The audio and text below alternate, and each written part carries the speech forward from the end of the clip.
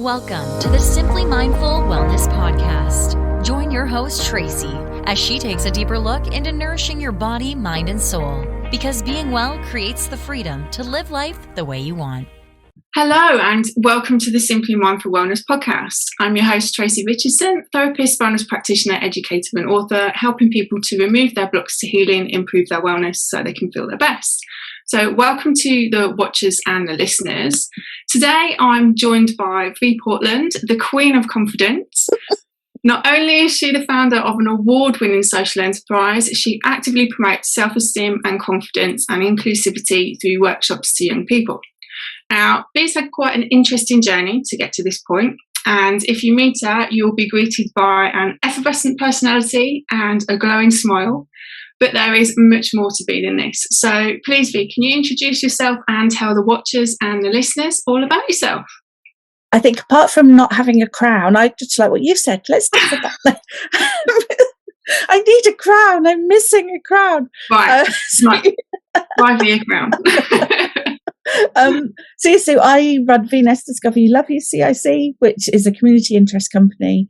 And through that, I go into schools, groups, libraries, working with children, young people and women, and I teach them self-esteem and confidence.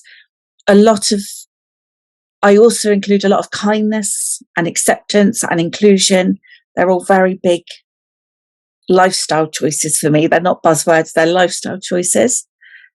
I do that. I love it. I work with children as young as 3 normally, but when I do my Find Your Fabulous sessions in libraries, I have babies and toddlers joining in as well, which is amazing. And then I create happiness products. I'm an author like you. I write inclusive children's picture books and positive growth books for adults. And I'm also a motivational speaker. So, and that's just today. I might change my mind tomorrow about something else that I do. Where do you find time to sleep? Sometimes I do wonder, but no, I do sleep. Amazing. So the VieNess Discover You Love You CIC then. Tell us about how this has come about then, how this has evolved. Everything I do, before I say that, my head lives in a musical. So every time I say something, I think of a song. So now I've got Bryan Adams in my head singing everything I do. Away. So everything I do because someone asked me to do it. They saw me doing it myself and then asked me to do it. So a very condensed version of my story is that I grew up being told I was fat, ugly and worthless. So I believed it. And then I reached a point in life where I could either change things or end things because they couldn't stay the same. And I know that you're a big dog lover as well, so I know that you'll understand. I just got a kitten and I thought no one's going to love her as much as I do. So I had to stay alive for as long as she was alive for. And that was the plan. That was just like, well, I've got to change things. I'm staying alive for her. Now I've got the Bee Gees in my head. I stayed alive for her and I thought, well, I've got to start challenging myself, and I stopped seeing my family. So I cut out all the toxicity. And then I decided to start saying yes to things. I'd always said, I'm a big advocate of going, no, don't overstep my boundaries. That's important. But I'd been saying no because I felt that I couldn't do it, that I wasn't worth doing it, that I wasn't capable of doing it.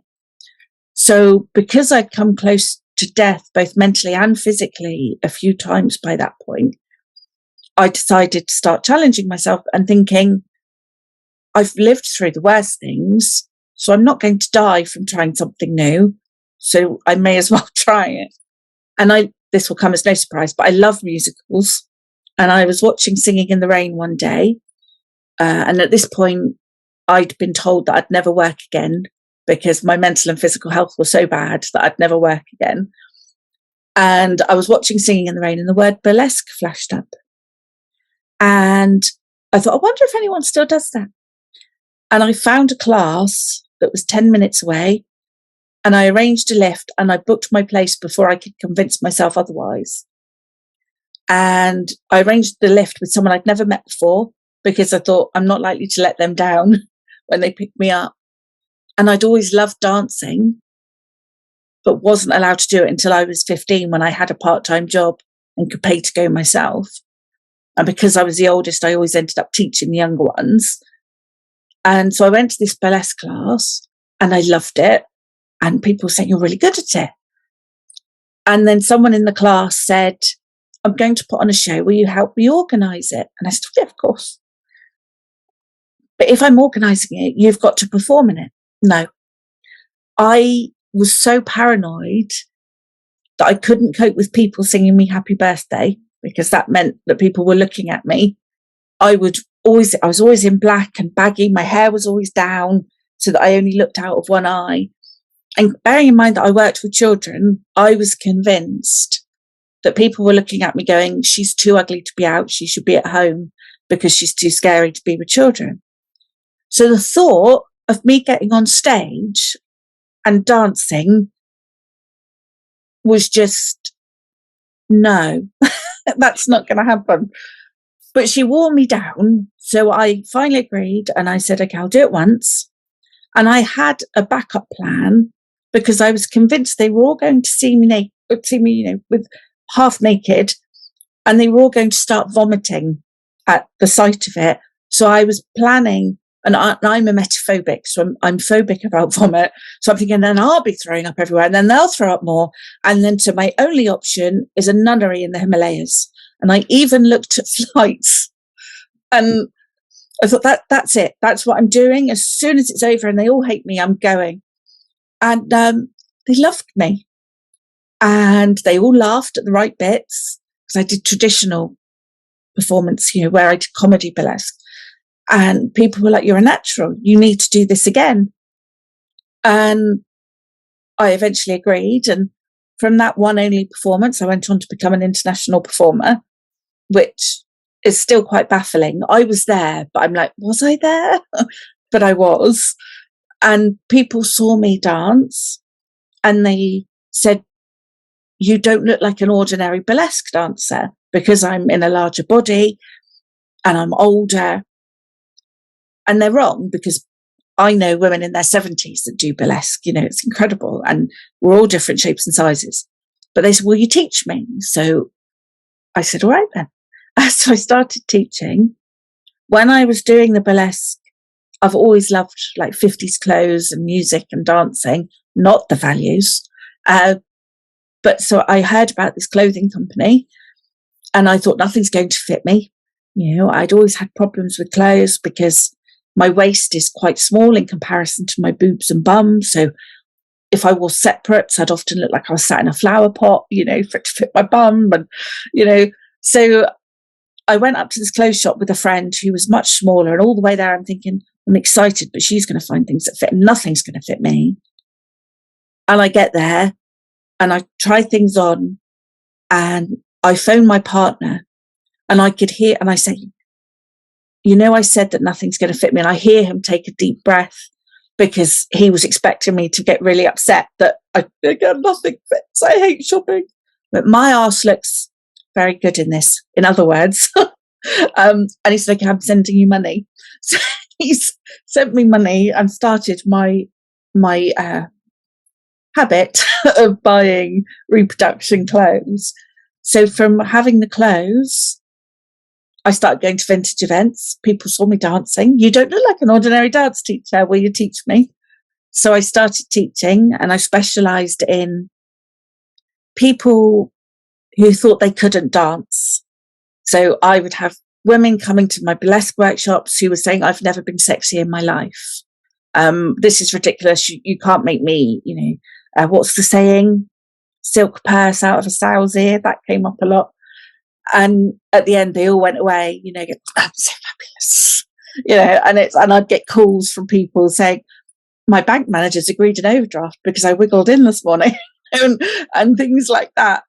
And so that was amazing. And because I'd been working on myself throughout that time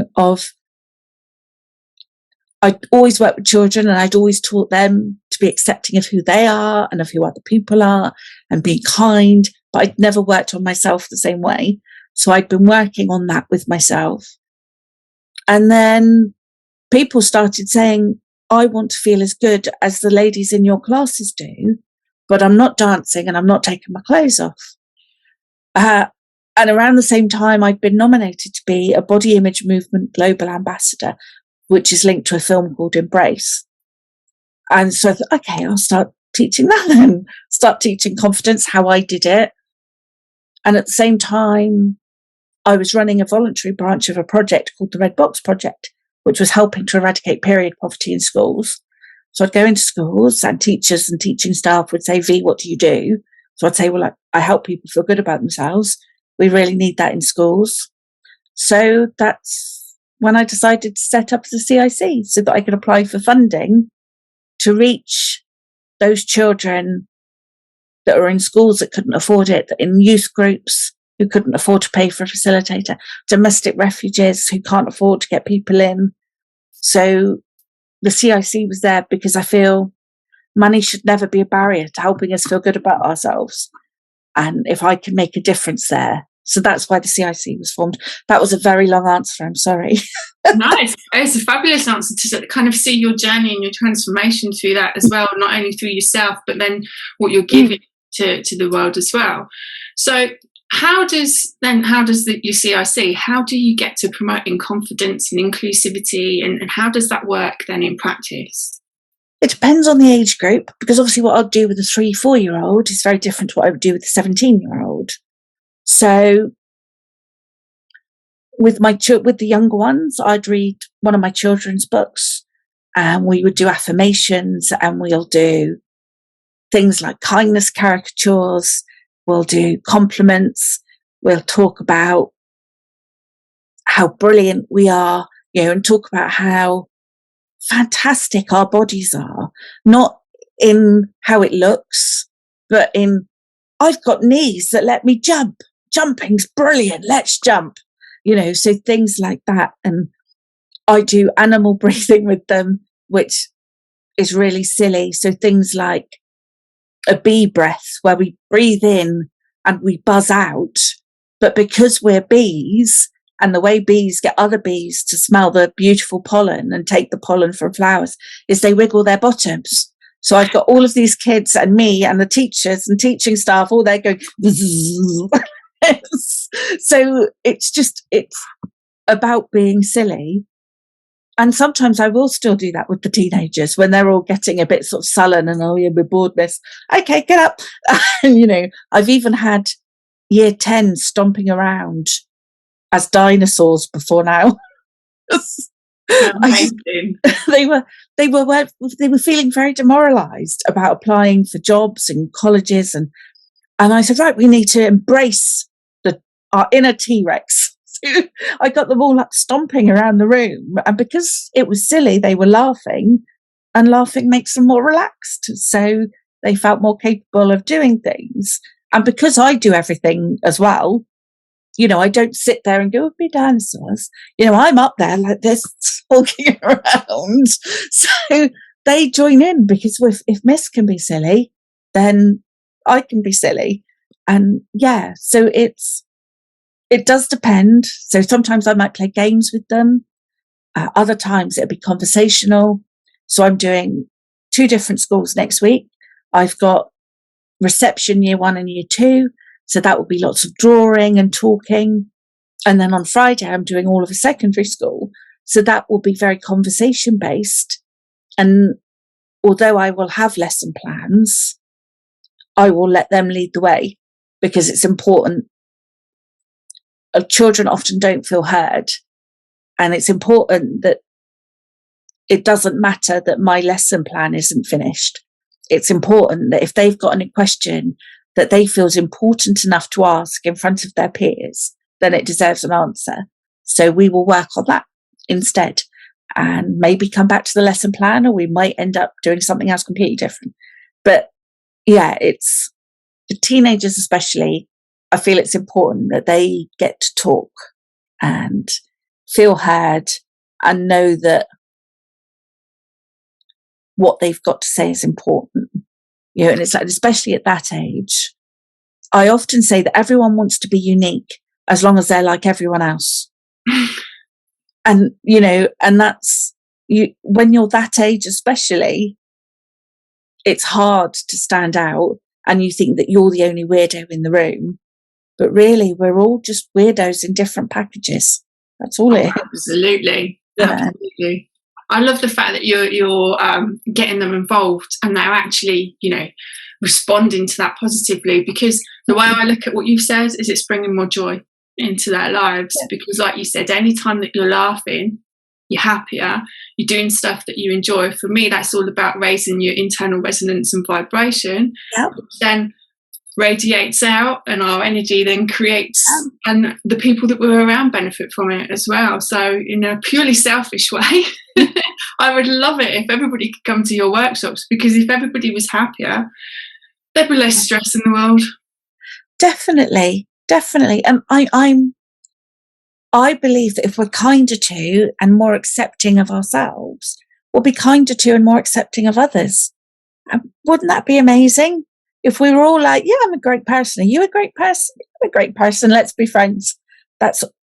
I long for the day where people don't need to worry about labels or what gender they are or what race they are or what sexuality they are, where we are just judged on, are you a decent human or not?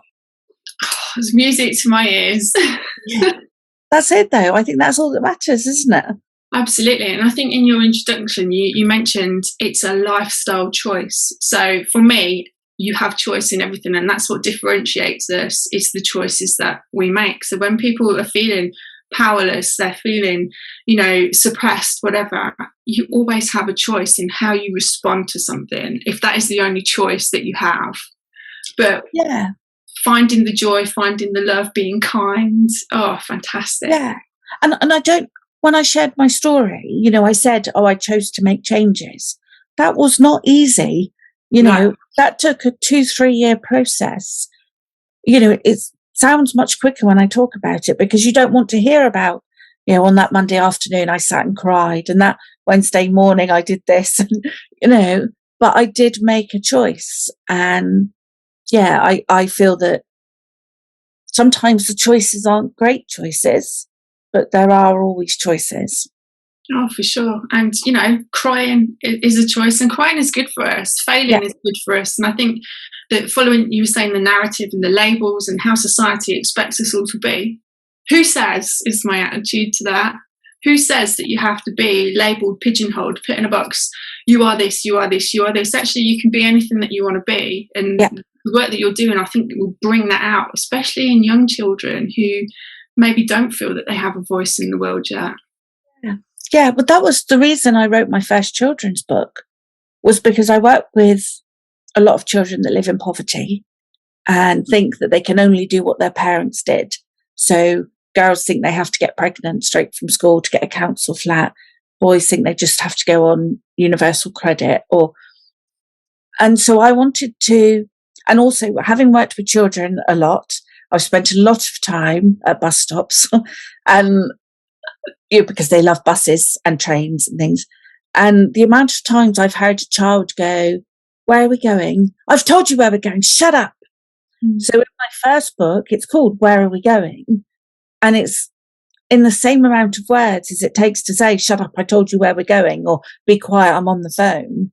We can go on a rainbow sea in a boat full of bubbles, So to give people the option to daydream, because when we're little, we're taught to imagine and think of all of these spectacular things. And then you get to secondary school, grow up, don't be stupid, think of the future.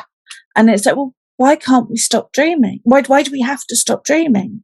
So I wanted to write a book that got to young children to help them see that most of us are not going to have afternoon tea with the man in the moon. I know that, but how lovely to be able to dream and think, well, I'd love to have, and it could be a simple journey from, look at the man in the moon. Mum, I could have afternoon tea with the man in the moon. And then as you get older, the stars are amazing. And then as you get a bit older, isn't science great? And then, it's a simple start, but those simple starts are the seeds that get sown to become beautiful flowers. oak trees even, So, yeah, I think it's important to give people of all ages that hope that this in this moment is not all there is, because it can always change. Oh, for sure. And I think both you and I are products of change and being in a situation where it can feel hopeless and overwhelming, and actually, it's not always like that. Coming back to what you were saying there is scientific evidence out there with regards to daydreaming, that it takes us into a part of our brain and activates certain brain waves that make us more creative, make us smarter, it develops our IQ, our emotional quotient, and stuff like that. But also from a health perspective, it boosts your immune system, which a lot of people don't know about. But the science is there, and it proves it's basically something called your redox potential, which is your ability to deal with free radicals. And we get free radicals through stress. So when we're stressed, we have these events that take place in our body that use up all of our antioxidants. So what it does is it helps us to get rid of those, and we do that through dreaming. But when you were saying daydreaming, when was the last time as an adult you just looked out of the window? I do that quite a lot. Oh, yes, I'm sure you do, and I do it myself. But when you speak to people, the kind of the theme that I'm getting from you is it's all about bringing people back to play. Yeah, there is a lot of that too. And I love the fact that for a child, we'd call it daydreaming imagination. But for those of us that work in the fields that we work in, it's manifestation. And it's just the same word, the same thing, really, isn't it? We're dreaming about what we want. But we wouldn't say to a 3-year-old, what are you manifesting? But really, it's just the language that's different. Oh, for sure. And you think of all those 3-year-olds out there that then went on to be authors or, film producers or whatever, because it all starts with an imagination, doesn't it? And an idea. And even, the industries that you and I are in, it starts with an idea. Yeah, definitely. And it's when I do book readings with my children's books, I will always have someone that will come up to me, and either the child or the parent will go, oh, she wants to be an author when she grows up. And I've got to know 2 girls through Twitter and through writing, and they both published their first books when they were pre-teens. Wow. So I will tell them about these 2 girls and say, well, why not now? Do it now.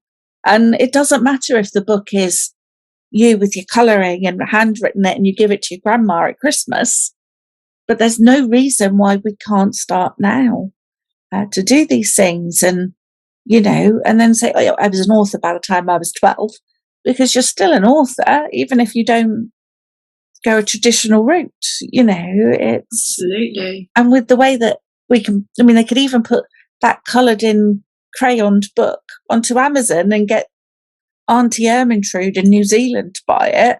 You're a published author then, Absolutely. Why not? Why does it all have to be about big numbers and book charts and things like that? It's, although we're, with what we do, connection is a big part of it, but we can use this wonderful little box that can take our messages everywhere.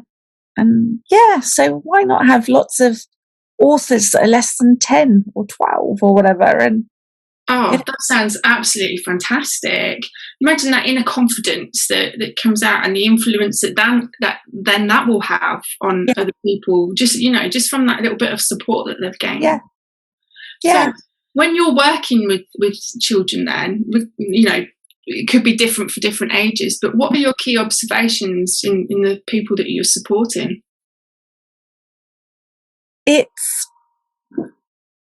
There are more issues now because of social media and things like that, and information is more readily available. But the messages are still the same that I got when I was a child. The things we see on TV, the adverts. So those worries are not new. They're new to the person, but they're not new in the universe, So we still have adverts that tell us we should be this way or that way or the other way. and we believe it. But throughout history, body types have changed as to what's attractive and, and all of this sort of thing. So had I been born in Reuben's time, I would be a multimillionaire on billboards everywhere. But because I was born now, I have all of this negative language that other people might put upon me because I'm not a size 0 blonde lady, and it's about teaching them that those messages we're receiving have been cultivated by someone who wants to make money out of our insecurities. So it's about getting that message across, but also about, even with children's programs, the messages we get are still, there was a Scooby-Doo film, the cartoon version, and is it Daphne, the red-headed one? Mm-hmm. And she got kidnapped by a witch. Now, in most TV programs, most films, think of the baddies. The baddies are nearly always fat, bald, disabled, or disfigured, right up to the most recent Bond film, the Witches film that came out. Differences are considered bad, and children are getting those messages. And in this Scooby-Doo film, this fat, ugly witch, that's how they portrayed her, kidnapped Daphne and cursed her to be the worst thing that Daphne could think anyone could be. And you're there and you're thinking, could it be that she loses the ability to love her friends or something like that? Daphne's worst fear was that she would be fat and no longer attractive to men. Wow. And it's like children are seeing those messages. Children are seeing messages that if you look different, you are wrong, you are bad, you are not wanted. And that needs to change, but it hasn't changed in the history of TV. So although things are very different, the programs that you and I would have watched as children are very different now. They're more high-tech and shiny and glitzy and everything. A lot of the time, the messages are still the same. Difference is bad. And when there are studies that show that children won't make friends with someone who looks different to them, whether that be due to race, gender, glasses, size, disability, disfigurement, it's just awful that they're getting those messages, which is, again, so in my children's books, less than 4% of books and that's across the board, have a person with a disability as the main character. And nearly always the book is about the disability. As a disabled person, I'm very aware that awareness is very important. But they also point out how I'm different to other people. So in my book, the main character has a visible difference, but it's not part of the story because I want readers to read it and go, I really like Emily. I want her to be my friend. Oh, she's got a prosthetic leg. It's not about, I don't want Emily's leg waving in the air. Go, look, I'm different. I want people to see that we all have far more in common than that which makes us different. And that starts from a very young age to show people that difference is okay. That's what makes the world wonderful, nearly always, so it's important, to get those messages across that, again, kinder accepting of ourselves, kinder accepting of other people. And for sure, it's a simple premise, but it's hard to grasp. Well, if we were all the same, it'd be bloody boring, wouldn't it? It would. It really would. Yeah. Absolutely. And, I worked in education for 10 years as well, and I'm fully inclusive of things like that. There was, no tolerance of anything like that, having grown up in a time through the 80s where things were stigmatised. And, I went to a Catholic school, so things were a certain way. Oh, hello. For those of you that are listening, we just have a little visitor in one of these cats. Yeah, one of them will always come and join me at some point. Oh, it was lovely. But yeah, things were stigmatised and stuff, and I love the fact that actually it's just a feature of somebody. It's not the be-all and end-all of the story. like you were saying, it's just a feature, and we all have features. You know, some of them we're not necessarily proud of, but we all have features that make us who we are, that make us different, that, you know, are part of our story, part of our journey. And if we can get that message over to children, then surely that then can be carried forward then into, you know, future generations. So what you're doing is absolutely fantastic. Thank you. I mean, I feel, you know, you get a lot of people. Is this what you say? For those of you that are listening, Aurelia's just flashed her bum at the camera. That's the cat, not me. You get a lot of people saying you're banning books, banning children's books, banning programs so children don't see a diverse range of people because you don't want to corrupt them. And a brilliant book came out last week by Juno Dawson, and it's her first picture book. She's written some great teenage books. She's also written one for adults, but I haven't read that one yet. And this book is a picture book aimed at, say, 3 to 8 year olds. And I read it at an event at the weekend. And in it, it's in the story, all of the kids in the class are talking to this child and saying, "Where's your brother Bill gone? You know, is he up a mountain? Is he hot air ballooning? Is he swimming with sharks? Is he ill? Is he this? Is he that?" And then the child keeps saying, "Oh, don't, you know, hun, you need to chill," is the name of the book. So they keep saying that. And then towards the end, she goes, "My brother Bill's none of those things. My brother Billy is now my sister Lily." And then she goes, "It was a bit odd at first, but she looks a bit different, but she's still who she's always been, but she's much happier now." And then the kids in the book go, "Oh, so they're not with sharks then?" Because that's the important bit. Well, that's the worst thing that could happen, isn't it? Yeah. So it was lovely to read it with.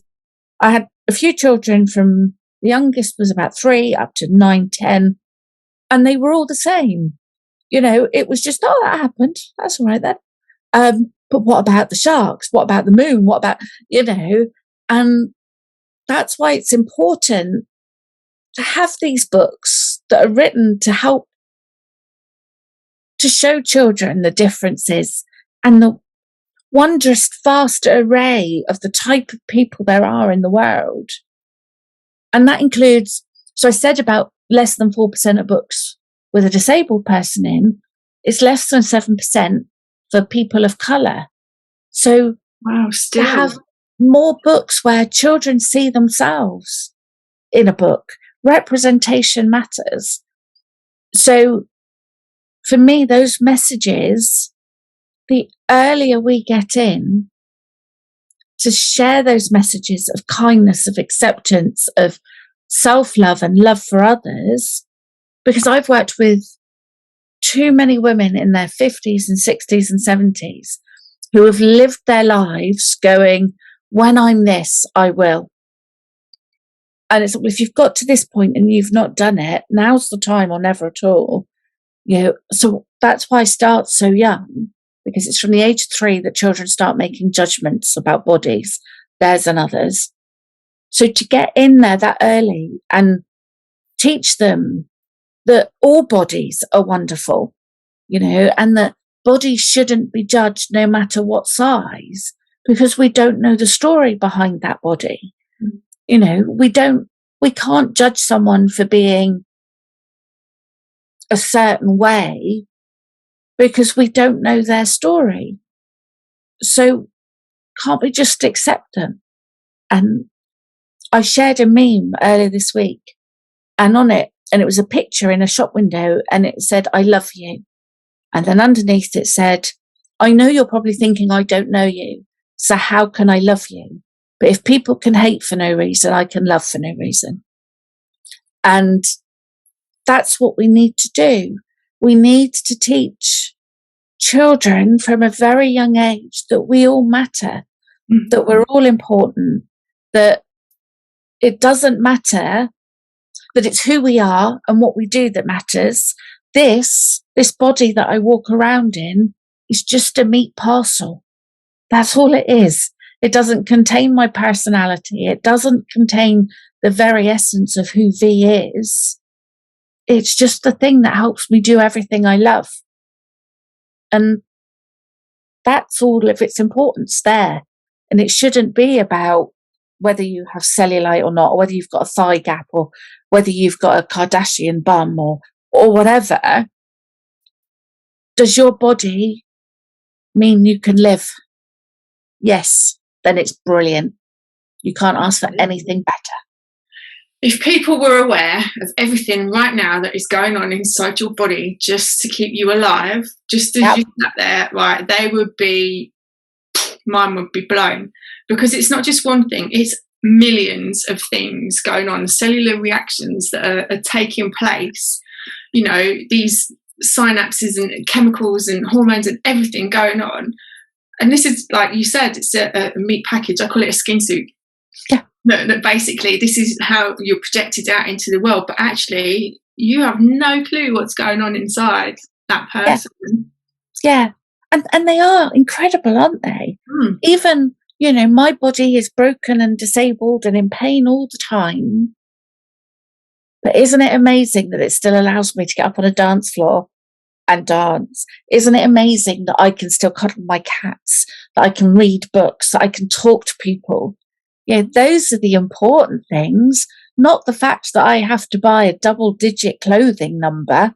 You know, that's the least important thing about me and my existence, as it should be for everybody else. You know, it's if you're a decent human, I'll like you. If you're not, then you're not my person. That's my criteria right there. Yeah. So with everything that you do then, what's the biggest misconception that people kind of think about when they consider what you do? It's not so much with children, with teenagers a little bit, with teen girls. They struggle thinking that confidence is arrogant, confidence is bullies, confidence is loud.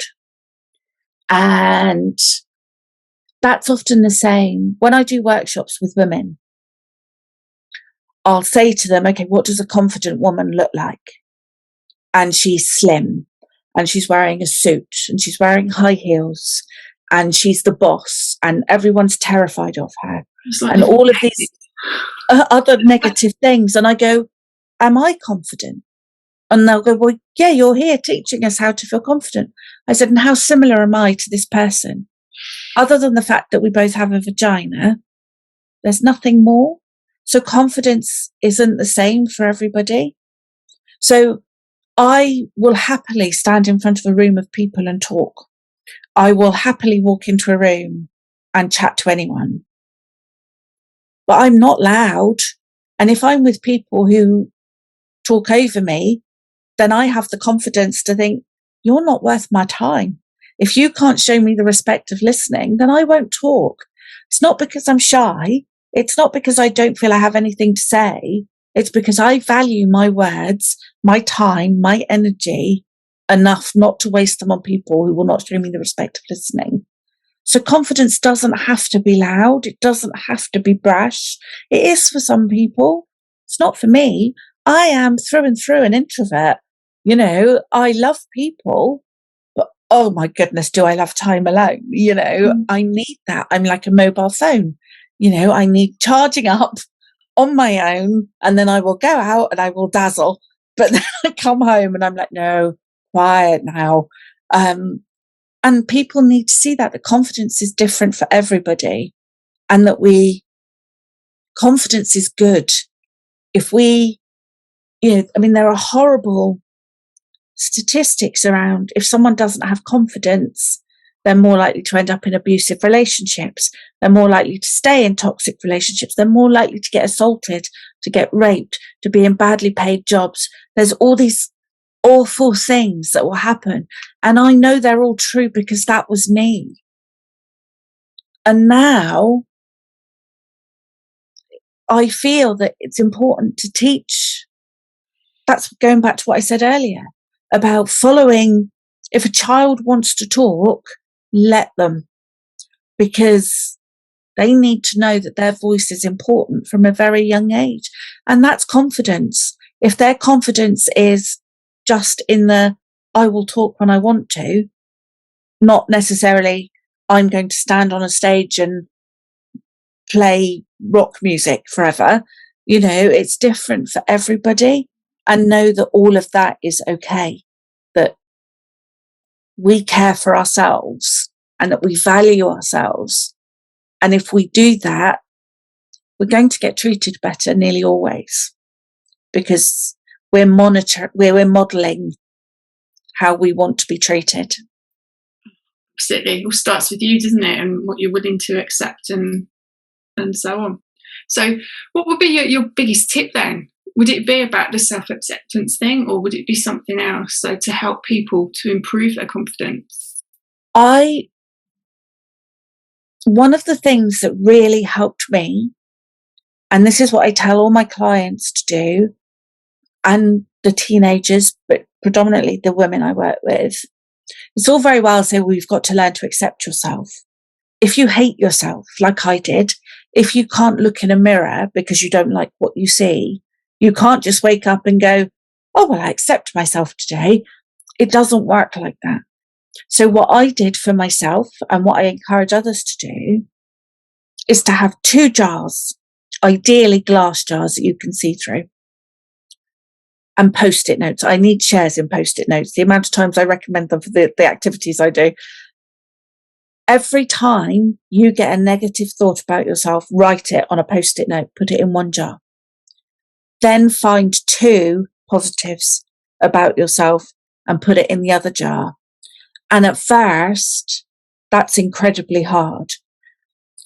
But for me, it was things like, a lady smiled at me on the bus today. And for a lot of people, that won't even register. But when you're in a really deep, dark place, someone smiling at you is acknowledging the fact that you exist. And that's really powerful. So at first it was things that other people were doing. And then as I got more practiced at doing it, I got to the stage where, I like my arms because they allowed me to hug someone today. I like my feet because they let me dance tonight, and build it up that way. And at the beginning, it would be a real challenge to find 2 things. But as you get more practiced at it, it's much easier. And you see that there's far more good about you than bad. And we're training our brains to find the good. And just as much as we can train them to always find the negative, we can train them to find the positive too.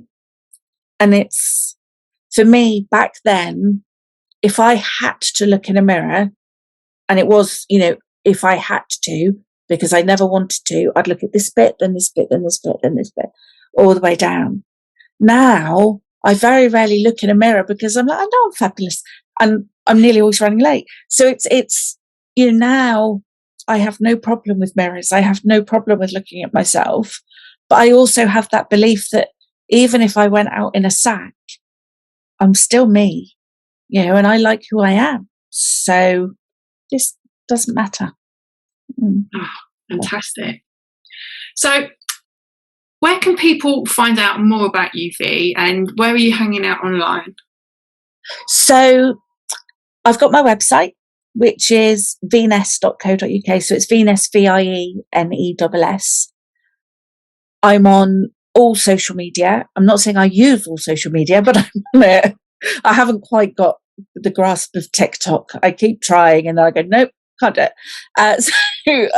But I'm VieNess CIC on all social media.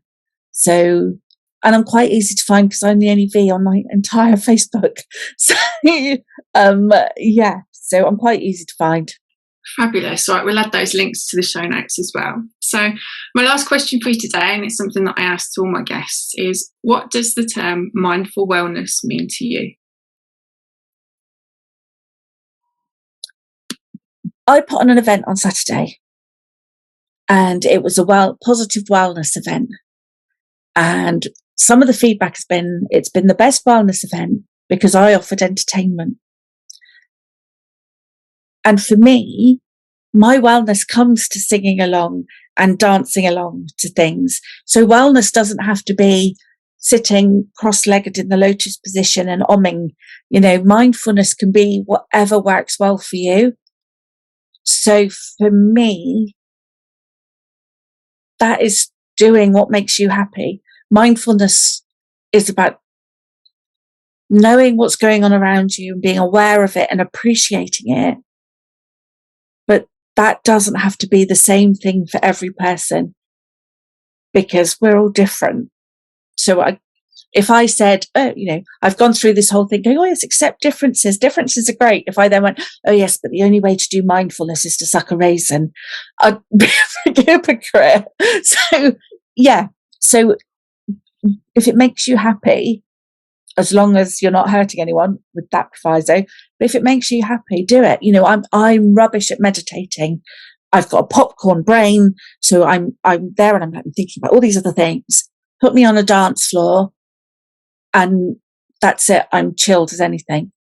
Even if I'm dancing to, a fast jive song or something, that is my meditation. So it is different for everybody. There is no wrong way to do it. Absolutely. Thank you so much for joining us today, Vie. And as I said to everybody out there, thank you for watching and listening. I'll put Vie's contact details in the show notes if you want to get in touch with her. So thank you for joining us today. Thank you for having me. You're so welcome. Thank you for listening to today's episode of the Simply Mindful Wellness podcast. Join us next time for a new episode.